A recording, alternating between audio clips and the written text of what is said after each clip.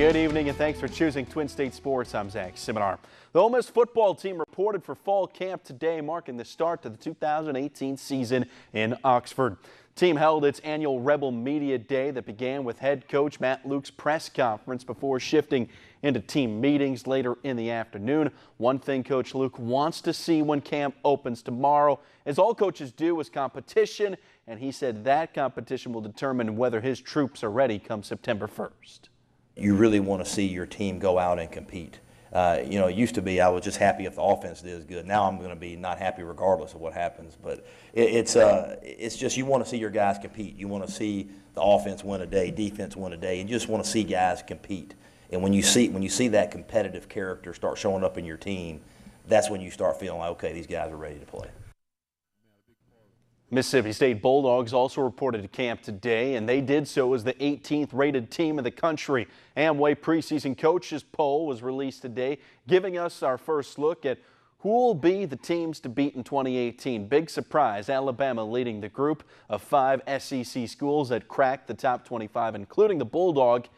It's the first time since 2011 that the Dogs will enter a season ranked. It's also the highest the team has entered a season ranked since 1981.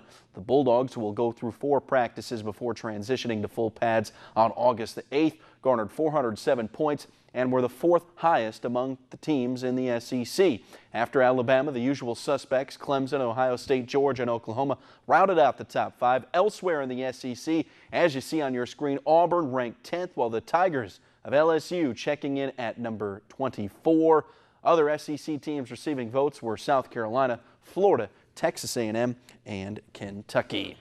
As we reported last night right here on Twin State Sports, Ohio State head coach Urban Meyer has been placed on paid administrative leave while the school investigates his knowledge of domestic violence between one of his former coaches and that coach's wife. Today, a couple high-profile coaches in the SEC commented on Meyer and his current situation. I sent him a text last night just saying, he and the family were in our prayers because I know we've been very close.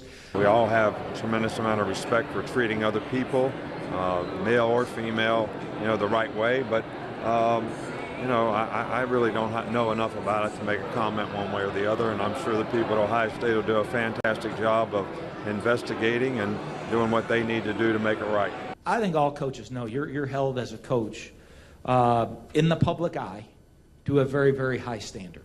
If you ask most coaches at top programs around America, they understand they're there.